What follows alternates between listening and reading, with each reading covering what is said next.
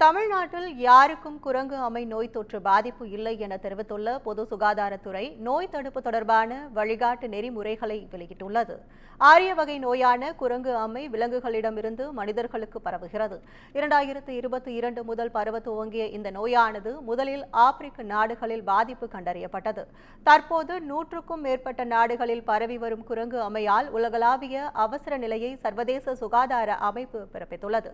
இந்நிலையில் தமிழ்நாட்டில் யாருக்கும் குரங்கு அம்மை நோய் தொற்று பாதிப்பு இல்லை என தெரிவித்துள்ள பொது சுகாதாரத்துறை நோய் தடுப்பு தொடர்பான வழிகாட்டு நெறிமுறைகளை வெளியிட்டுள்ளது. குரங்கு அம்மை நோய் மனிதர்கள் மட்டுமின்றி விலங்குகளிடம் இருந்து பரவக்கூடியது என்றும், குரங்கு அம்மையால் ஆப்பிரிக்க நாடுகளில் மட்டும் 17,000க்கும் மேற்பட்டோர் பாதிக்கப்பட்டுள்ளதாகவும் தெரிவிக்கப்பட்டுள்ளது. நோய் பாதிப்பு இருக்கும் நாடுகளில் இருந்து வருவோரை சோதனைக்கு உட்படுத்த வேண்டும் என்றும், காங்கோ மற்றும் மத்திய ஆப்பிரிக்காவில் இருந்து வரும் பயணிகளை விமான நிலையத்தில் சோதனை செய்ய வேண்டும் எனவும் அறிவுறுத்தியுள்ளது. இதற்காக விமான நிலையத்தில் சிறப்பு பிரிவை உருவாக்க வேண்டும் என கேட்டுக் கொள்ளப்பட்டுள்ளது. தோல் அரிப்பு, 2 முதல் 4 வாரம் நீடிக்கும் காய்ச்சல், தலை, தசை, முதுகுவலி, சோர்வு ஆகியவை குரங்கு அம்மைக்கான அறிகுறி என்றும், பாதிக்கப்பட்டோருடன் நேரடி தொடர்பை தவிர்த்தல், தடுப்பூசி மூலமாக தற்காத்துக் கொள்ளலாம் என அறிவுறுத்தியுள்ளது.